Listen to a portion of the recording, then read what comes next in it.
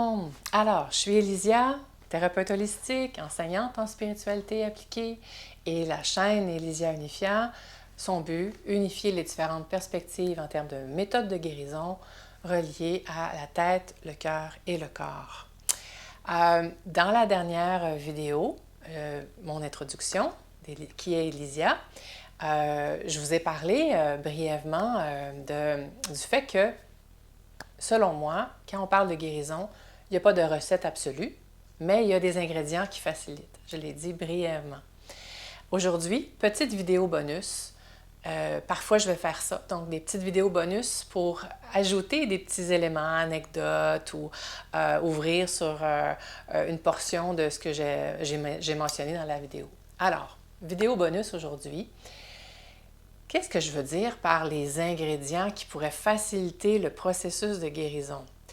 Je veux juste revenir brièvement. Donc, non, il n'y a pas de recette absolue. Je suis désolée, arrêtez de chercher. Ou continuez de chercher en lien avec ce que vous ressentez. S'il y a quelqu'un qui vous dit « je l'ai, la méthode qui va guérir tout le monde », partez en courant. Non, non, ça n'existe pas.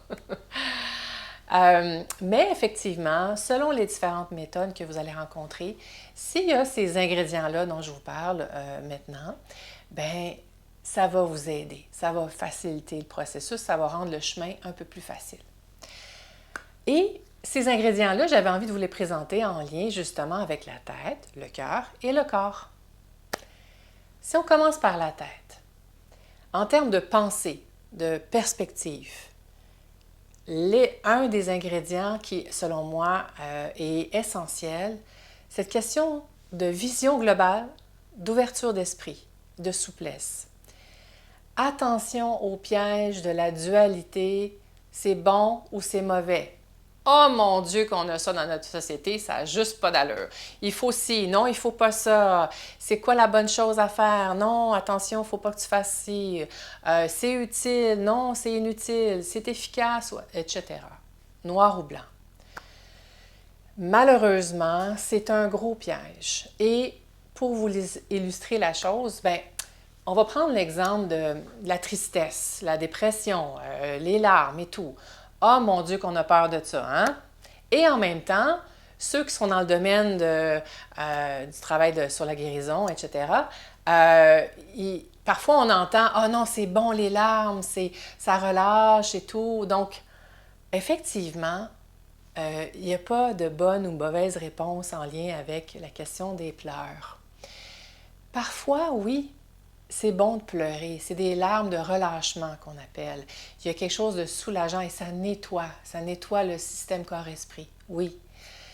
Mais effectivement, parfois, les larmes, ça peut être aussi, on appelle ça des larmes de retraumatisation. C'est comme si on se vautre un peu dans cet espace de souffrance et on l'encode davantage, on l'enregistre davantage à l'intérieur de soi et ce n'est pas nécessairement aidant. Alors, en ce sens-là, moi, je vous inviterais à, puis un autre exemple aussi, en termes de bon ou mauvais, mode de vie sain. Hein? On est beaucoup dans cette ère-là aussi, hein? C'est bon, bonne alimentation, etc. Oui, mais vous ne le savez pas. Pour telle personne dans son organisme, telle recette ou autre, c'est bon, mais pour une autre personne, ça ne sera pas la même chose. Et parfois, pour la même personne qui, mettons, tel aliment est bon, passer un certain temps, là, c'est plus nécessairement ça. Ça change. Et c'est déroutant, je sais. Donc, c'est difficile. Le défi, c'est de sortir de l'absolu bon ou mauvais et de se fier à ce qu'on sent. Et donc là, on va aller au deuxième ingrédient, en lien avec le cœur. La compassion pour soi, l'amour de soi. Jusqu'à quel point je peux m'aimer avec mes erreurs aussi. Pas juste quand je fais des bons coups. Est-ce que je peux, pas juste une question d'estime de soi, là, ah, je suis fière et tout.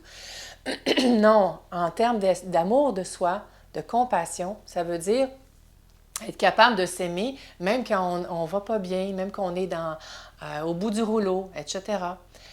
Et mon Dieu que c'est difficile. Hein? Je pense à un client en particulier où est-ce que lorsque je travaillais en ce sens-là avec lui, et il y avait comme peur, je pense à un autre aussi, ils ont comme peur d'être égoïstes. de risquer de trop penser à soi, de devenir narcissique. Oh mon Dieu, quel tabou, hein, l'amour de soi.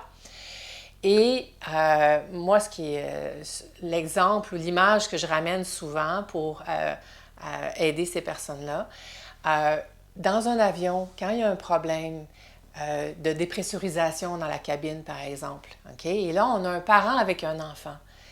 C'est quoi la consigne qui est donnée aux parents lorsque les masques à oxygène tombent? Mettez votre masque à oxygène avant de vous occuper de votre enfant, de mettre celui de votre enfant. C'est la base. L'amour de soi est essentiel. On ne peut pas passer à côté. Parce qu'évidemment, le parent, s'il n'a pas mis son masque à oxygène puis il tombe dans les pommes, qu'est-ce que vous pensez qui va arriver? Bien, l'enfant non plus, il n'aura pas son masque. Okay? Donc, c'est essentiel et c'est un défi de sortir de cette notion de sacrifice de soi, de revenir à de l'amour de soi, de la compassion pour soi, deuxième ingrédient.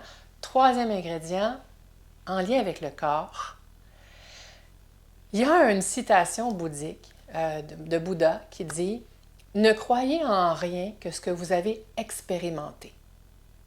Ne croyez en rien que ce que vous avez vous-même expérimenté. » Ça veut dire qu'il n'y a pas de meilleure boussole intérieure que ce qu'on ressent physiquement, dans nos sensations, dans notre corps.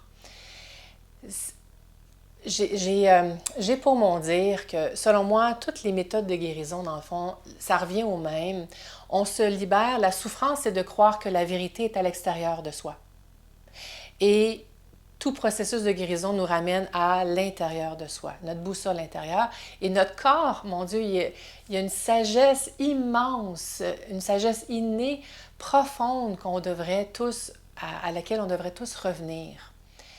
Et en ce sens-là, c'est vrai que c'est tout un défi de se faire confiance, de reconnecter à soi, à nos sensations, un peu comme le tout petit bébé qui commence à explorer la vie et qu'il sait, lui, qu'il sent tout de suite, à quatre pattes, au sol, prend un objet, ça goûte bon, ouais, non, pas celui-là, c'est tout, c'est aussi simple que ça. Qu'est-ce que mon corps me dit?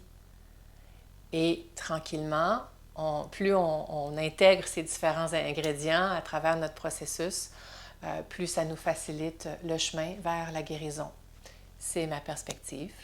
Et sur ce, on se revoit à la prochaine fois et passez une bonne fin de journée.